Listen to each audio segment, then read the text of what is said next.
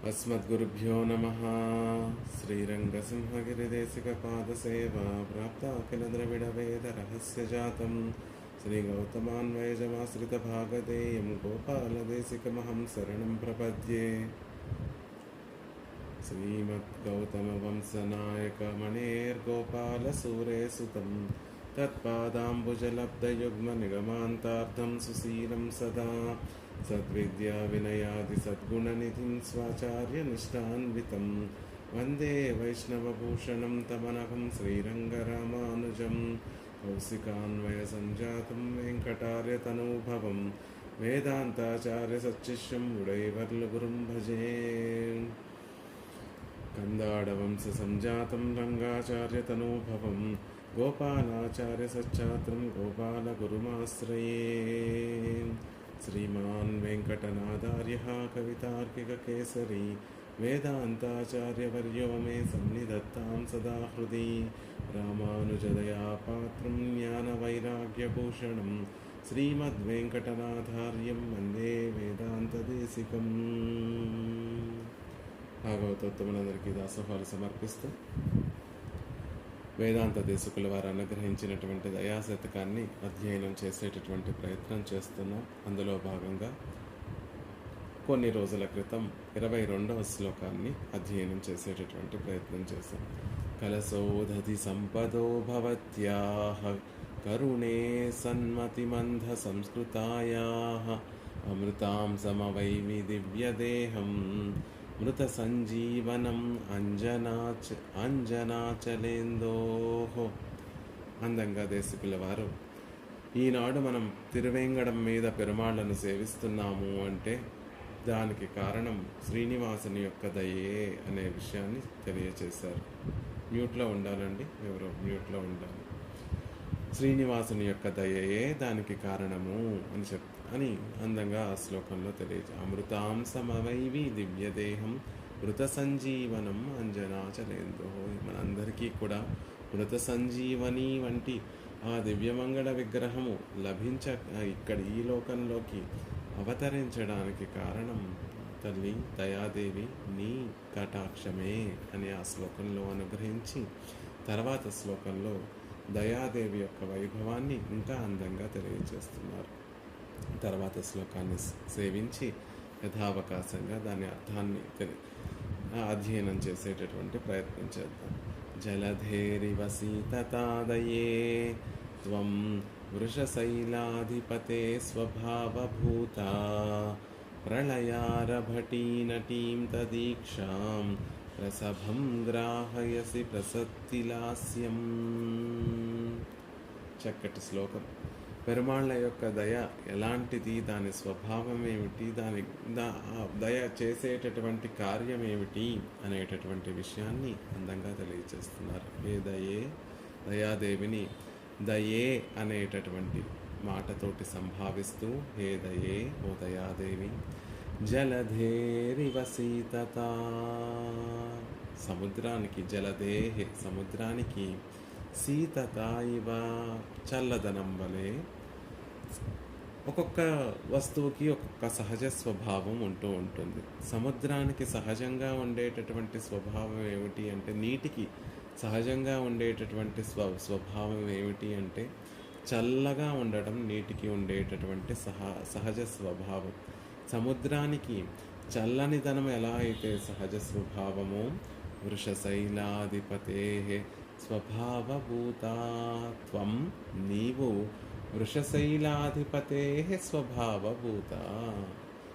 దయా పరమాత్మకి ఎలాంటి గుణము అంటే సహజ స్వాభావికమైనటువంటి గుణమండి అని తెలియచేస్తూ దానికి ఉపమానంగా జలదేహి సీతతామివ, సముద్రానికి చల్లనిదనం ఎలా అయితే సహజంగా ఉండేటటువంటి గుణము పెరుమాళ్ళకి కూడా స్వభావతః ఉండేటటువంటి స్వాభావికమైనటువంటి ఒక గుణం ఏది అంటే దయ అనే విషయాన్ని తెలియచేస్తూ ఆ దయ స్వాభావికంగా ఉండేటటువంటి దయ వలనే పరమాత్మ సృష్టి స్థితి ఆది కార్యక్రమ వ్యాపారములన్నిటినీ కూడా చేస్తున్నాడు, కటాక్షిస్తున్నాడు అని చెప్తున్నారు.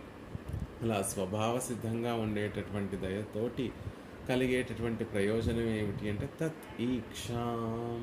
తత్ ఆ శ్రీనివాసుని యొక్క ఈక్షాం దృష్టిని, సంకల్పాన్ని మారుస్తోంది దయాదేవి.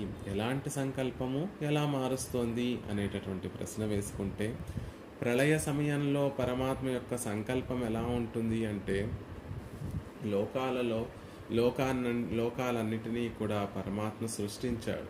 సృష్టించి జీవులందరి నామరూపాలు లేకుండా పడి ఉన్నటువంటి జీవులందరికీ కూడా తగినటువంటి కర్ణ కళేబరాలన్నిటినీ కూడా ప్రసాదించాడు. మనం ఎలా నడుచుకోవాలో అని తెలుసుకోవడానికి ప్రదీపం అనేటటువంటి ఒక గొప్ప శాస్త్రాన్ని దీపం లాంటి ఒక శాస్త్రాన్ని ప్రసాదించాడు. దీపాన్ని ఉపయోగించి ఎలా అయితే మనం తమస్సును తొలగించి కావాల్సినటువంటి వస్తువు యొక్క యథార్థమైనటువంటి స్థితిని ఎలా అయితే దీపాన్ని ఉపయోగించుకొని మనం తెలుసుకోగలుగుతామో, శాస్త్రం అనేటటువంటి ప్రదీపాన్ని ఉపయోగించి ఏది యథార్థమైనటువంటిది, ఏది పట్టుకోవలసినటువంటిది, ఏది విడిచిపెట్టవలసినటువంటిది అనే విషయం తెలుసుకొని జీవుడు వర్తిస్తాడేమో అని శాస్త్రాన్ని కూడా పెరుమాళ్ళు అనుగ్రహించారు. అది గ్రహించలేకపోతుంటే తానే ఈ లోకంలోకి రామచంద్రుడిగా, కృష్ణ పరమాత్మగా అవతరించి అవలంబించి చూపించాడు, ఉపదేశించి చూపించాడు. అయినప్పటికీ కూడా జీవులందరూ కూడా పరమాత్మని పొందాలి, పరమాత్మని చేరాలి, ఆయనకి నిత్య కైంకర్యం చేయాలి అనేటటువంటి ఆలోచన లేకుండా వర్తిస్తూ ఉంటే, అయ్యో ఈ సృష్టి కూడా వ్యర్థమైపోయిందా అనేటటువంటి ఒక వ్యధతోటి, ఒక బెంగ చేత ప్రళయారభటీ నటీం ఆ క్షణంలో పెరుమాళ్ళు చూసేటటువంటి ఆయన సంకల్పం ఎలా ఉంటుంది అంటే, ఈ సృష్టిని మళ్ళీ సమసింపచేసి మళ్ళీ ఇంకొక సృష్టి చేద్దాము అనేటటువంటి ఒక సంకల్పం ఉంటుంది. ఆ సంకల్పాన్ని ఎలా పోలుస్తున్నారు దేశికుల వారు అంటే, ప్రళయ ఆరభటీ ప్రళయం అనేటటువంటి ఉద్ధృతమైనటువంటి తాండవమాడేటటువంటి ఒక నర్తకి. ఆ సందర్భంలో పెరుమాళ్ళ యొక్క సంకల్పము లేకపోతే ఈక్షం, ఆయన దృష్టి ఎలా ఉంటుంది? దృష్టి అంటే సంకల్పమే. ఆయన కటాక్షం ఎలా ఉంటుంది అంటే, ఒక నర్తకి ఒక స్టేజ్ మీదకి వచ్చి నాట్యం ఆడేటటువంటి నర్తకి అనేక విధములుగా నాట్యాలను ప్రదర్శిస్తూ ఉంటారు. కొన్ని సౌమ్యంగా చేసేటటువంటి నృత్యములు ఉంటాయి, కొన్ని గంభీరంగా ఉధృతంగా చేసేటటువంటి నృత్యములు ఉంటాయి. ప్రళయ సమయంలో పెరుమాళ్ళ యొక్క కటాక్షము అనేటటువంటి సంకల్పము ఎలా ఉంటుంది అంటే, ఆరభటీ నటీ ఉధృతమైనటువంటి తాండవం చేసేటటువంటి నర్తకిలా ఉంటుంది ఆయన యొక్క సంకల్పము, ఆయన యొక్క స్థితి, ఆ కటాక్షముల యొక్క స్థితి ఆ సందర్భంలో అని పోలుస్తూ, అలాంటి ఆ సంకల్పాన్ని ప్రసభం దయాదేవి ఏం చేస్తుంది అంటే మార్చేస్తుంది. అలా ఉండేటటువంటి సంకల్పాన్ని, పెరుమాళ్ళ యొక్క సంకల్పాన్ని దయాదేవి మారుస్తోంది అని చెప్తున్నారు. ఎలా మారుస్తుందట? ప్రసభం బలాత్కారంగా, ప్రసత్తిలాస్యం గ్రాహయసి. ప్రసత్తిలాస్యం ప్రసాదం అనేటటువంటి సుకుమార నృత్యంగా, లాస్యం సుకుమారంగా నర్తనం చేసేటటువంటి ఒక నృత్యంగా గ్రాహయసి స్వీకరింపచేస్తుంది. అంటే ప్రళయ సమయంలో ఉండేటటువంటి స్థితి, సృష్టించేటటువంటి స్థితిలో పెరుమాళ్ళ యొక్క కటాక్షం ఎలా ఉంటుంది అంటే రెండు వేరువేరుగా ఉంటాయండి.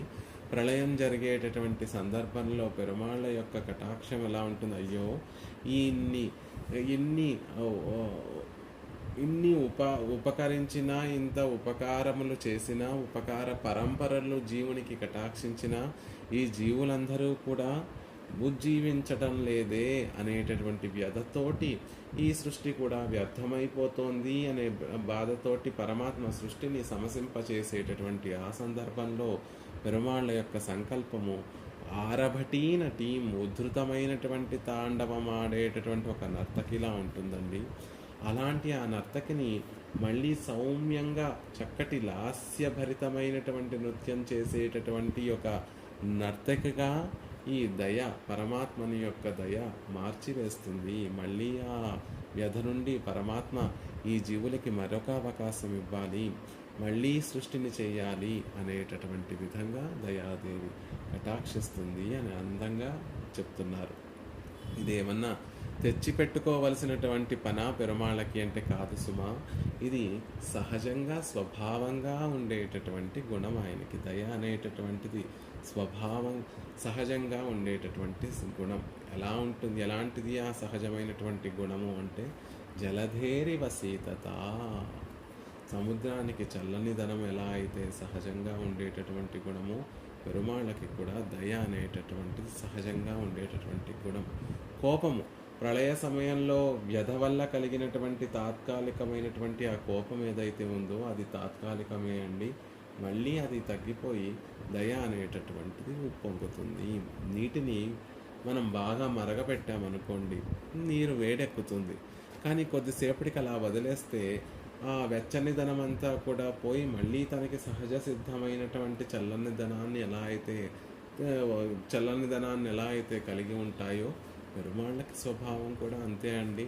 ఆయనకి అయ్యో జీవులు ఈ సృష్టిని ఈ ప్రయత్నము సృష్టించాను, జీవులకి అవకాశం ఇచ్చాను, ఈ ప్రయత్నము విఫలమైపోయిందే అనేటటువంటి వ్యధతో ఆనాడు కలిగినటువంటి కోపం ఏదైతే ఉందో, కోపము అని చెప్తున్నారు, కోపం వల్ల ప్రళయాన్ని చేస్తున్నారు. ఆ సందర్భంలో కలిగినటువంటి భావన ఏదైతే ఉందో అది దయ కాకుండా విరుద్ధమైనటువంటి భావన ఏదైతే ఉందో అది తాత్కాలికమే సుమా. దయాదేవి మళ్ళీ ఆ భావనను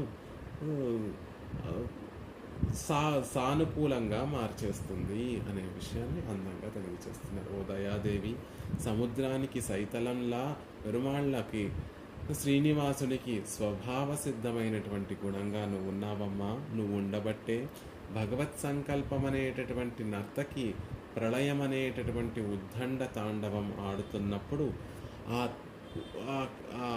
ప్రళయంలో ఉన్నటువంటి స్థితిని బలాత్కారంగా నువ్వు మార్చి సృష్టి అనేటటువంటి సుకుమార లాస్యాన్ని ఆ నర్తకి స్వీకరించేటట్లుగా చేస్తున్నావు. పెరుమాళ్ళ యొక్క కటాక్షాన్ని ఒక నర్తకిగా పోలుస్తూ ఆ నర్తకికి నాట్యాన్ని నేర్పేటటువంటి ఒక గురువుగా దయాదేవిని పోలుస్తున్నారు. గురువు దగ్గర నృత్యాన్ని నేర్చుకున్నటువంటి నర్తకి ఒకానొక సందర్భంలో అందరికీ ప్రదర్శన ఇస్తూ ఉంటుంది. ఆ ప్రదర్శనలో ఆ నర్తకి చేసేటటువంటి నృత్యము గనక రసాభరితంగా కాకుండా కొంచెం ఉద్ధృతమైనటువంటి తాండవంగా మారుతూ ఉంటే అది గమనిస్తున్నటువంటి ఆ గురువు ఏం చేస్తారు అంటే వెంటనే ఆ రాగాన్నో తాళాన్నో మార్చి మళ్ళీ ఆ నృత్యము సుకుమారమైనటువంటి ఒక నృత్యంగా మారేటట్టుగా ఎలా అయితే చేస్తారో, అంటే చూసేటటువంటి వారికి రసాభాస కలగకుండా, ఆస్వాదించేటటువంటి రసజ్ఞులకి రసాభాస కలగకుండా ఆ ఆచార్యులు గురువు ఎలా అయితే ఆ నర్తకి యొక్క నృత్యాన్ని తెలియకుండానే మార్చేస్తారో, పెరుమాళ్ళ యొక్క దయ కూడా పెరుమాళ్లకు ఉండేటటువంటి నిగ్రహాన్ని అనుగ్రహంగా మార్చింది. ప్రళయ సమయంలో ఉన్నటువంటి నిగ్రహాన్ని అనుగ్రహంగా మార్చేస్తుంది అని అందంగా తెలియచేశారు. పూర్వ శ్లోకంలో పెరుమాళ్ళ యొక్క దివ్యమంగళ విగ్రహం ఎలా ఏర్పడింది, ఈ లోకంలో లీలా విభూతిలో మనం సేవించేటటువంటి అర్చా తిరుమేని ఎలా ఏర్పడింది అంటే దయాదేవి యొక్క కటాక్షం చేతనే ఆయన ఈ లోకంలోకి దిగి వస్తున్నాడు. అప్రాకృతమైనటువంటి దివ్యమంగళ విగ్రహంతోనే ఇక్కడ వేంచేసి ఉంటున్నాడు.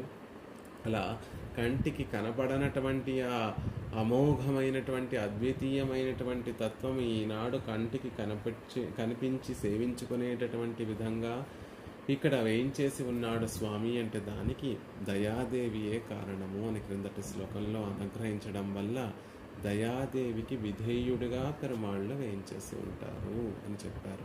అలా దయకి పరాధీనుడైనటువంటి ఆ శ్రీనివాసుని యొక్క స్వభావం కూడా ఆ దయాదేవి వల్లనే మారుతూ ఉంటుంది. ఆ ఒక్కొక్కసారి నిగ్రహం నుండి అనుగ్రహంగా మారేటటువంటి ఆ స్థితి దయాదేవి వల్లే ఏర్పడుతుంది అని ఈ శ్లోకంలో చెప్తున్నారు. ఆయనలో ఉన్నటువంటి నిగ్రహం ప్రళయాన్ని కలిగిస్తే ఆయనలో మళ్ళీ అనుగ్రహాన్ని చిగురింపచేసి సృష్టిని కలిగింపచేస్తుంది తల్లి అని చక్కగా నిర్వహిస్తున్నారు. జలధేరివ సీతతాః.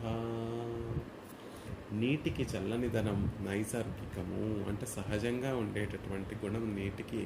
చల్లనిదనం సహజంగా ఉండేటటువంటి గుణం. అందుకే శైత్యం హియత్సా ప్రకృతిర్జలస్య.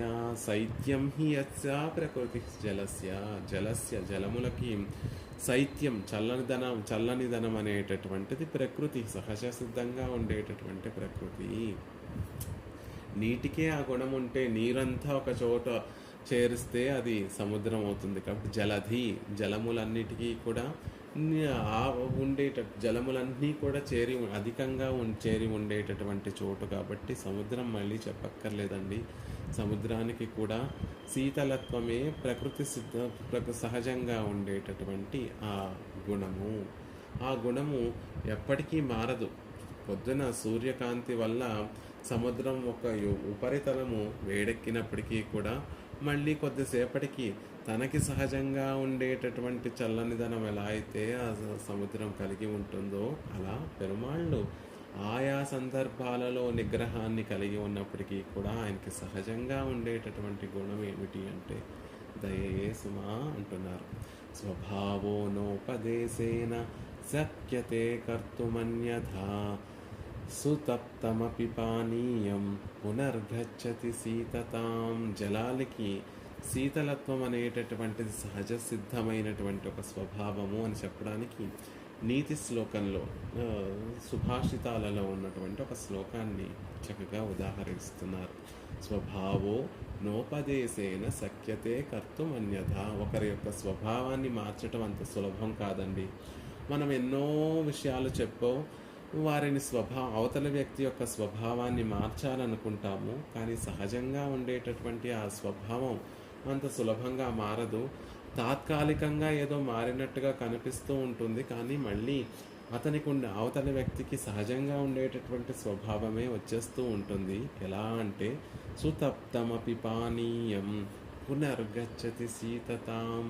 నీటిని వేడి చేస్తాం, కొద్దిసేపటికి మళ్ళీ ఆ నీరు ఆ వెచ్చదనాన్ని కోల్పోయి ఎలా అయితే శీతలత్వాన్ని ఎలా అయితే తెచ్చేసుకుంటామో, శీతలంగా ఎలా అయితే తనకి స్వభావ సిద్ధంగా ఉండేటటువంటి శీతలత్వాన్ని ఎలా అయితే తెచ్చేసుకుంటాం, శీతలంగా ఎలా అయితే మారిపోతుందో, అలా ఒక మూర్ఖుని యొక్క స్వభావం లేకపోతే వ్యక్తి యొక్క స్వభావాన్ని అంత సులభంగా మనం మార్చలేము అనే విషయాన్ని సుభాషితాలలో చెప్తూ ఉంటారు. అక్కడ సుతప్తమపి పానీయం, వేడి చేసినటువంటి జలములు కొద్దిసేపటికి మళ్ళీ తమకి సహజమైనటువంటి గుణం శీతలత్వం ఏదైతే ఉందో అవే పొందుతాయి అని చెప్పినట్టుగా శీతలత్వం అనేటటువంటిది నీటికి సహజమైనటువంటి గుణం ఎలా అయితే, సముద్రానికి సహజంగా ఉండేటటువంటి గుణం ఎలా అవుతుందో, దయేత్వం వృషశైలాధిపతే స్వభావభూత.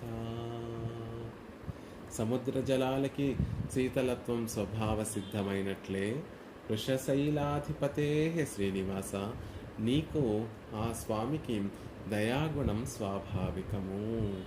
ఆయా సందర్భాలలో కొంచెం కలుషదీహి అన్నట్టుగా కొంచెం ఆయా సందర్భాలలో కినుక వహిస్తాడేమో స్వామి, ఆయా సందర్భాలలో నిగ్రహాన్ని చూపుతాడేమో ఆ స్వామి. చూపినా చూపచ్చు, చూపడమే తెలియకపోవచ్చు. అయినప్పటికీ కూడా ఆయనకి సహజంగా ఉండేటటువంటి స్వభావం ఏమిటంటే దయే అండి. మరిగించినటువంటి నీరు మళ్ళీ కొద్దిసేపటికి ఎలా అయితే చల్లబడిపోతుందో, పెరుమాళ్ళు కూడా ఆయనకి సహజంగా ఉండేటటువంటి దయాగుణాన్నే ప్రసరింపచేస్తాడు. శృతులు, ఇతిహాస పురాణాలన్నిటినీ కూడా ప్రవర్తింపచేసినటువంటి పెరుమాళ్ళకి మనందరినీ ఉజ్జీవింప చెయ్యాలని నిత్యము కూడా పాటుపడేటటువంటి ఆ స్వామికి నిగ్రహం కలిగిన అది తాత్కాలికమే సుమా. అది కొద్దిసేపు ఉండి మళ్ళీ దయ ఆయన మనసులో ఉప్పొంగిపోతుంది. అందుకే స్వాభావికి తవ దయా యదినాంతరీయ. మిగిలినటువంటి గుణములన్నిటికన్నా కూడా పెరుమాళ్ళకి ఈ దయ అనేటటువంటిది స్వభావ సిద్ధమైనటువంటి సహజమైనటువంటి గుణము సుమా అని చెప్తున్నారు. ప్రళయారభటీ నటీం తదీక్షాం.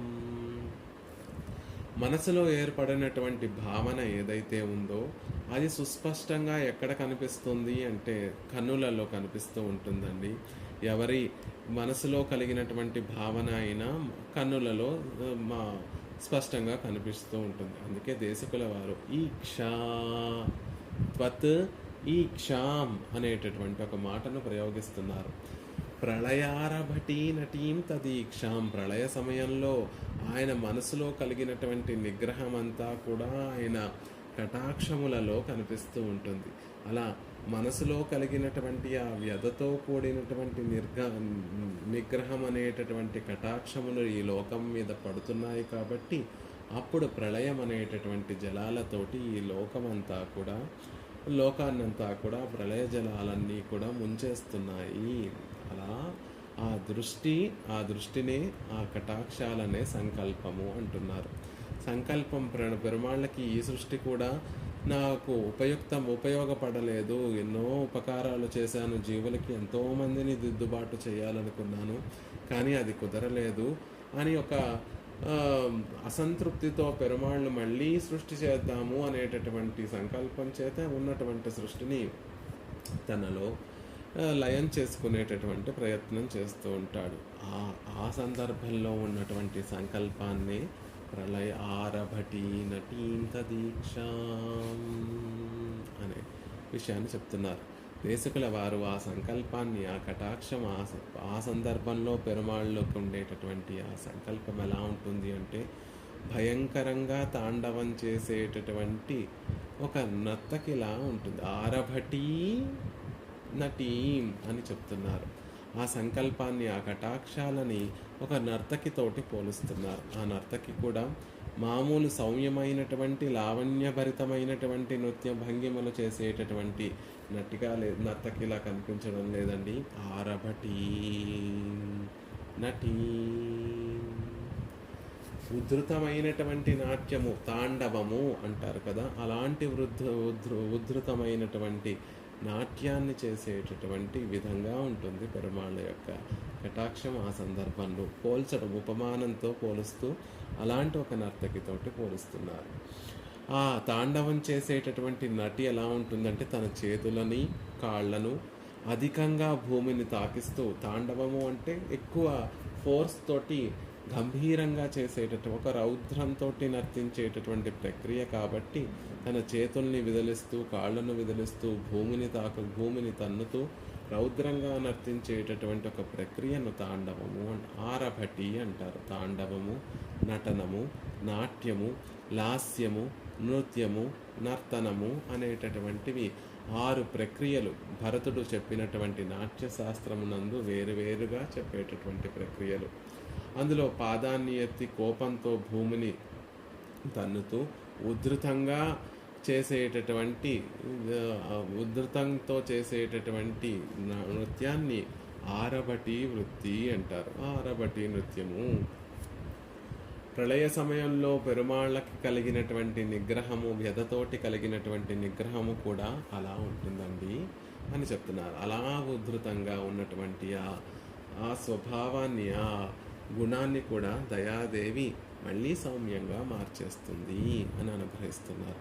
తద్భోగ బృందే యుగపన్ముకుందా చారీ విశేషేణ సమైక్షి నృత్యం పర్యాకులే వీచి గుణే పయోధే సంక్రాంత బింబో బహుదేవ చంద్ర. కృష్ణుడు కూడా తాండవం చేశాడండి. చిన్ని కృష్ణుడు కాళీయుని మీద, పడగల మీద ఆయన కూడా అందమైనటువంటి తాండవ నృత్యం చేశాడు. కాళీయుని 1000 పడగల మీద ఒకే సమయంలో ముకుందుడు చారీ, ఇదే చారీ అంటే ఏకపాద ప్రచారోయ సచారీ ఇత్యభిధీయతే. ఒకే ఒక పాదంతో చేసేటటువంటి నృత్యాన్ని చారీ అంటారు. ముకుందుడు కూడా ఆనాడు, కృష్ణుడు కూడా ఆనాడు కాళీయుని పడగల మీద నాట్యం చేశాడు. ఎలా నాట్యం చేశాడు అంటే విశేషేణ సమైక్షి నృత్యం. విశేషమైనటువంటి నృత్యం, అందమైనటువంటి నృత్యం అది. అన్ని అవయవములను కూడా కదుపుతూ వివిధ భంగిమలతోటి చేసినటువంటి తాండవం. అంగ్రీ, జంఘోరు, కటి ఇత్యాది అంఘ్రములను, జంఘములను, ఊరువులను, కటి ప్రదేశాన్ని ఇత్యాది అవయవములన్నిటినీ కూడా విచిత్రంగా చలింపచేస్తూ ఒక పాదంతో చేసినటువంటి నృత్యము అమోఘమైనటువంటి నృత్యము, ఎంతో ఆనందాన్ని కలిగించేటటువంటి నృత్యము. ఆ నృత్యాన్ని కృష్ణుడు చేసేటటువంటి ఆ నృత్యాన్ని చూస్తూ ఉంటే ఎలా ఉందట? పర్యాకులే వీచి గణైపయోధే సంక్రాంత బింబో బహుదేవ చంద్ర. నిర్మలమైనటువంటి ఒక సరస్సు ఉందనుకోండి, పైన పౌర్ణమి రోజు చంద్రుడు ఉదయించాడు. ఆ నిర్మలమైనటువంటి సరస్సులో చంద్రుడు ఎలా కనిపిస్తాడు అంటే ఒకే ఒక బింబంలా కనిపిస్తుంది. నిర్మలం, ఎటువంటి అలలు లేనటువంటి సరస్సు ఉంటే ఆ సరస్సులో చంద్రబింబం ఒకే ఒక బింబంలా కనిపిస్తూ ఉంటుంది. అదే కొంచెం ఒక పెద్ద పర్యాకులే వీచి గణే పయోది అంటే సముద్రం దగ్గరికి వెళ్ళామనుకోండి, అసలే పౌర్ణమి వల్ల చంద్రుని యొక్క ఆకర్షణ శక్తి వల్ల సముద్రం ఎగసి పడుతూ ఉంటుంది. చంద్రోదయం వల్ల సముద్రం ఎగసి పడుతూ ఉంటుంది. అలా చంద్రుడు పౌర్ణమి నాటి చంద్రుడిని చూసి ఎగసి పడుతున్నటువంటి సముద్రంలో అనేక తరంగములు వస్తూ ఉంటాయి. ఆ సముద్రంలో గనక మనం చంద్రుణ్ణి చూస్తే, ఆనాడు పౌర్ణమి రోజు చంద్రుణ్ణి చూస్తే ఒక బింబం కనపడదు, అనేక అలలు ఉంటాయి. కాబట్టి ప్రతి అలలోనూ ఒక్కొక్క చంద్రుడు, పూర్ణ చంద్రుడు కనిపిస్తూ ఉంటాడు. పర్యాకులే వీచి గణే పయోదేహే సంక్రాంత బింబో బహుదేవ చంద్ర. అనేక చంద్రబింబములు సముద్రపు అలలలో కనిపించినటువంటి విధంగా ఆనాడు కాళీయుని మీద తాండవం చేస్తున్నటువంటి చిన్ని కృష్ణుడు ఎలా కనిపిస్తున్నాడు అంటే, అదిగో ఆ అలలతో కూడినటువంటి సముద్రంలో అనేక చంద్రబింబములు ఎలా అయితే భాసిస్తున్నాయో అలా ఒక పడగ మీద ఒక అడుగు వేస్తున్నాడు, ఇంకొక పణం మీద ఇంకొక అడుగు వేస్తున్నాడు. అలా అనేక పడగల మీద ఒకసారి దాని మీద, ఒకసారి దీని మీద, ఒకసారి మరొక పణమ మీద అడుగులు వేస్తూ నృత్య భంగిమలు చేస్తూ ఉన్నటువంటి కృష్ణుడిని చూస్తుంటే, ఒక కృష్ణుడా అనేక కృష్ణులా అనేటటువంటి భావన, ఒక చంద్రుడా అనేక చంద్రులా అనేటటువంటి భావన ఎలా అయితే సందేహం కలుగుతూ ఉంటుందో, అలా కృష్ణుడు చేసేటటువంటి తాండవాన్ని చూస్తూ ఉంటే సముద్రంలో కనిపించే అనేక చంద్రబింబాలను చూస్తే ఎంత ఆహ్లాదకరంగా ఉంటుందో, ఆనాడు కృష్ణుడు కాళీయుని మీద, పడగల మీద చేసినటువంటి నృత్యాన్ని చూస్తే అంత ఆనందం కలిగిందండి. ఒక కృష్ణుడిలా కనిపించడం లేదు, ఒక క్షణం ఈ పడగ మీద, ఒక క్షణం ఆ పడగ మీద, అలా అనేక పడగలు, ఏ పడగలేస్తుంటే ఆ పడగ మీద కృష్ణుడు నృత్యాన్ని చేస్తుంది. దానిని అణచడం కోసం దాని మీద కాలు మోపుతూ నృత్యాన్ని చేస్తున్నాడు. అలా అద్భుతంగా బహుదేవ చంద్ర సంక్రాంత బింబో బహుదేవ చంద్ర. అనేక చంద్రుల్ని చూసినట్టుగా, సముద్రాలలో మనం అనేక చంద్రుల్ని చూసినట్టుగా ఆనాడు కృష్ణుడు కాళీయుని మీద నృత్యం చేశాడు. అది కూడా తాండవమే. అలాంటి గొప్పగా ఉంటుంది ఆ పరమాత్మ యొక్క సంకల్పం. ఈ ప్రళయ సమయంలో ఎలా ఆరభటి నటి పురుషుడే తాండవం అనేటటువంటి మాటను ఎవరికి ప్రయోగిస్తారు అంటే, పురుషుడు చేసేటటువంటి రుద్ర తాండవము అంటూ ఉంటారు. పురుషుడు చేసేటటువంటి నృత్యానికి, ఎందుకంటే స్త్రీలు సుకుమారంగా చేస్తూ ఉంటారు, పురుషులు కొంచెం పరుషంగా చేస్తూ ఉంటారు. వారి భంగిమలు కొంచెం పరుషంగా ఉంటాయి. కాబట్టి పురుషుడు చేసేటటువంటి నృత్యానికే తాండవం, పురుషుడే చేసేటటువంటి ఇలా ఉద్ధృతమైనటువంటి నృత్యానికి తాండవము అని పేరు. ఇక్కడ ఆ పెరుమాళ్ళ యొక్క కటాక్షములు, ఈక్ష అనేటటువంటి ఆ కటాక్షములను ఈక్ష అనేటటువంటి స్త్రీలింగ శబ్దం ద్వారా చెప్తున్నారు. అంటే పెరుమాళ్ళ యొక్క కృపా కటాక్షములు ఆరభటి నటిగా పోల్చబడుతోంది. ఆరభటి అంటే ఉద్ధృతంగా నాట్యం చేసేటటువంటి ఒక నర్తకితోటి పోలుస్తున్నారు. ఇంతకుముందు 16వ శ్లోకంలో ప్రళయ సంచర కేళి, ప్రళయాన్ని ఒక సంచర కేళిగా అభివర్ణించారు దేశికుల వారు. ఆ ప్రళయం కూడా దయాకృత్యమే అన్నారు. అక్కడ జీవుల అపరాధాలను చూసి కినుక వహించి ప్రళయాన్ని చేస్తాడు పెరుమాళ్ళు అనేటటువంటి విషయాన్ని చెప్పారు. ఆ ఆ ప్రళయాన్ని చేసేటప్పుడు వచ్చినటువంటి కినుక ఏదైతే ఉందో, నిగ్రహం ఏదైతే ఉందో, అది నీటికి కలిగేటటువంటి వేడిలా తాత్కాలికమే సుమండి. మళ్ళీ ఆ నిగ్రహము కొంతకాలానికి దయాదేవి ఉపశమింపచేసి మళ్ళీ పెరుమాళ్ళు దయతో మళ్ళీ పునఃసృష్టి చేసేటటువంటి విధంగా కటాక్షిస్తోంది దయాదేవి అనే విషయాన్ని ఇక్కడ చెప్తున్నారు. నటి నృత్యాన్ని నేర్పేటటువంటి అధ్యాపకురాలుగా దయాదేవిని అభివర్ణిస్తూ ప్రేక్షకులు భయపడే రీతిగా ఉద్ధృతంగా తాండవం చేసేటటువంటి ఆ నర్తకి యొక్క నాట్యాన్ని ఆపకుండా అక్కడ పక్కన కూర్చున్నటువంటి ఆ ఆచార్య గురువు ఆ నటి చేసేటటువంటి భంగిములు ఉద్ధృతమైపోతున్నాయి అని గ్రహించి తాను వేసేటటువంటి ఆ తాళాన్ని మార్చి మళ్ళీ ఆ నటి సౌమ్యంగా, లాస్యంగా, సుకుమారంగా చేసేటట్టుగా ఎలా అయితే చేస్తుందో ప్రేక్షకులకి ఆనందాన్ని కలిగించడం కోసం ఆ నర్తకి యొక్క గురువు ఎలా అయితే ఆ తాళాన్ని మార్చి మళ్ళీ నటి సుకుమారంగా నృత్యం చేసేటట్టుగా ఎలా అయితే మారుస్తుందో, తాళాన్ని మార్చి నర్తకి చేత సుకుమార లాస్యభరితమైనటువంటి నృత్యాన్ని చేయించి ప్రేక్షకుల్ని ఆనందింపచేస్తుందో అలా మనందరినీ కూడా దయాదేవి కటాక్షిస్తోందండి. పెరుమాళకు కలిగినటువంటి ఆ నిగ్రహాన్ని పోగొట్టి అనుగ్రహాన్ని కలిగింపచేసి మళ్ళీ సృష్టింపచేసేటట్టుగా దయాదేవి కటాక్షిస్తోంది అని చెప్తున్నారు. ప్రసభం గ్రాహయసి ప్రసత్తిలాస్యం. లాస్యం, ప్రసత్తిలాస్యం అంటున్నారు. లాస్యం కోమలంగా చేసేటటువంటి ఒక నృత్యానికి లాస్యము అని పేరు. అలా నాట్యమాడేటటువంటి నర్తకికి భారం కాకుండా, చూసేటటువంటి వారికి ఆ రసాభాస కాకుండా మళ్ళీ ఆ నృత్యాన్ని తాండవంగా పరిణమించినటువంటి ఆ నృత్యాన్ని ఒక సుకుమారమైనటువంటి అంగ విన్యాసాలతో కూడినటువంటి లాస్యభరితమైనటువంటి నృత్యంగా మారుస్తోంది. అది అలాంటి నృత్యము చేసేటట్టుగా నర్తకి అలా ప్రవర్తించేటట్టుగా ఆ పక్కన కూర్చున్నటువంటి గురువు ఎలా అయితే తాళాన్ని మార్చి ఎలా అయితే నర్తకికి ఒక అవకాశం ఇస్తారో ఇక్కడ కూడా పెరుమాళ్ళ యొక్క ఆ నిగ్రహాన్ని పోగొట్టి ఆయన లోపల ఉన్నటువంటి ఎందుకు నిగ్రహం కలిగింది అంటే, అయ్యో మీరు ఉపయోగించుకోవట్లేదే, ఇన్ని ఉపకార పరంపరలు చేసినా మీరు దానిని సద్వినియోగపరచుకోవడం లేదే అనేటటువంటి వ్యధతో కలిగినటువంటి ఆ కినుకని పోగొట్టి మళ్ళీ ఆ కోపాన్ని సమయింపచేసి దయాదేవి మళ్ళీ సృష్టిని ఆరంభింపచేసేటటువంటి విధంగా పెరుమాళ్ళని చేస్తుంది అనే విషయాన్ని చెప్తున్నారు.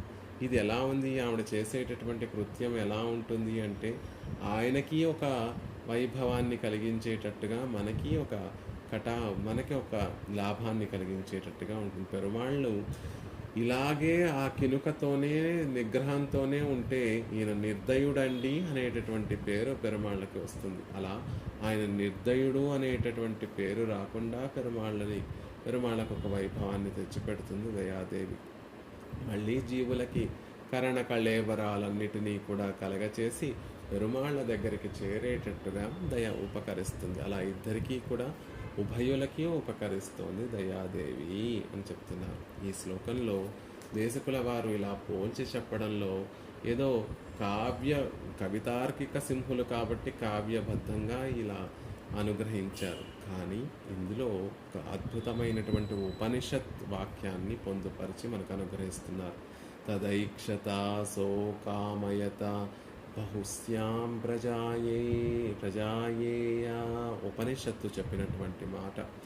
ప్రళయంలో ప్రళయ జలాలలో సమసిపోకుండా జగత్తునంతటినీ తన ఉదరంలో ఉంచుకొని రక్షించినటువంటి పరమాత్మ యోగ నిద్రలో ఉంటే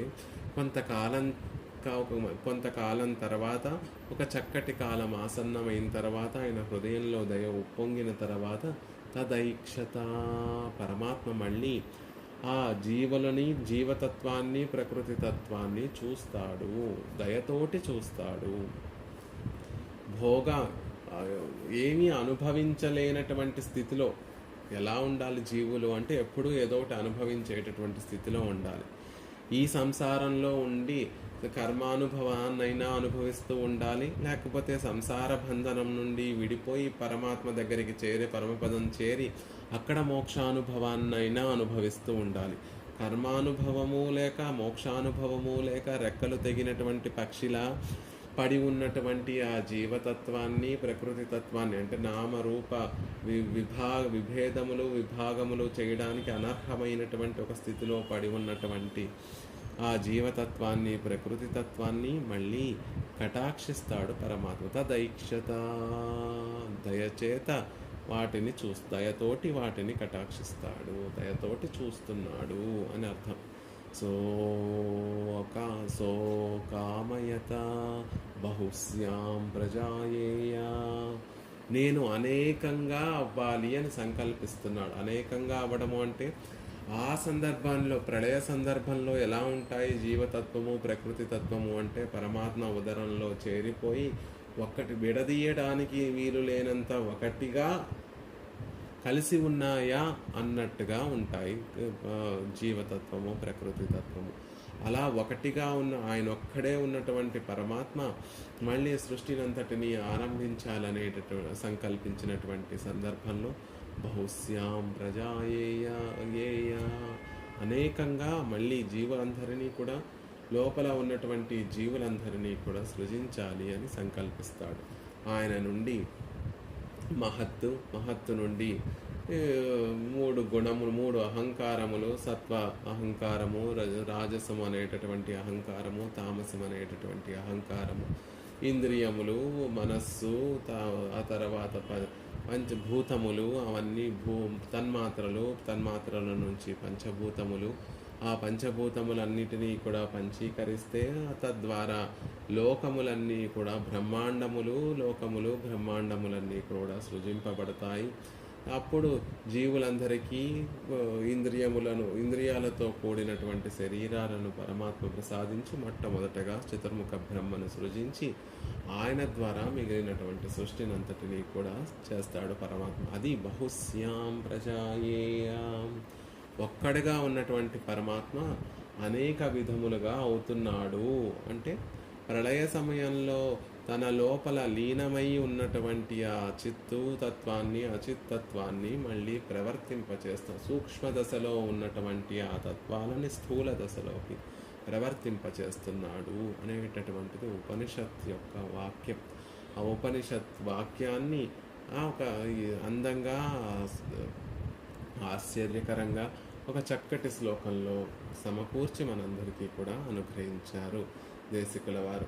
ఎంత అందంగా ఆ శ్లోకాన్ని చెప్తున్నారు అంటే జలధేరివ సీతతాదయే త్వం వృషశైలాధిపతే స్వభావభూత ప్రళయారభటీ నటీం తదీక్షాం ప్రసభం గ్రాహయసి ప్రసత్తిలాస్యం అని అందంగా